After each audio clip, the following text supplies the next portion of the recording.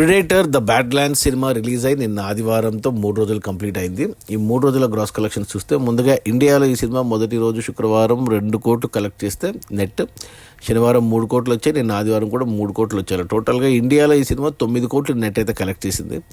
ఇక world wide especially north అమెరికాలో ఈ సినిమా, అమెరికన్ సినిమా, ఇది హాలీవుడ్ మూవీ, $40 మిలియన్ కలెక్ట్ చేసింది.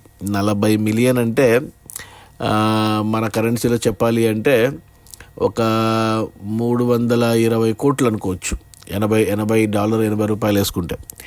ఆ తర్వాత మిగతా ప్రపంచ దేశాలన్నీ కలిపి మరో $40 మిలియన్, అంటే మరో 320 కోట్లు. అంటే టోటల్గా ఈ సినిమా మొదటి వీకెండ్లో ఇండియా కలెక్షన్స్ కలిపి, ఇండియా 9 కోట్లు కలిపి $80 మిలియన్ కలెక్ట్ చేసింది.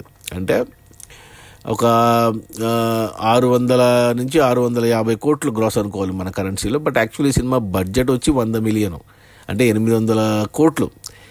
మొదటి వీకెండ్లోనే రావాలి, డబల్గా రావాలి కలెక్షన్స్, కానీ ఎందుకో ఈ సినిమాకి కలెక్షన్స్ లేవు.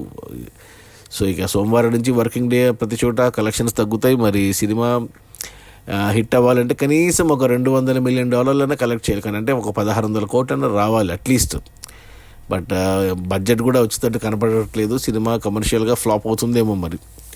అది మన ప్రెడేటర్ బ్యాడ్లాండ్స్ రిలీజ్ అయిన మొదటి 3 రోజుల్లో ఇండియాలో 9 కోట్లు, ప్రపంచవ్యాప్తంగా $80 మిలియన్, అంటే 640 కోట్ల గ్రాసు. బట్ బడ్జెట్ ఏమో 800 కోట్లు.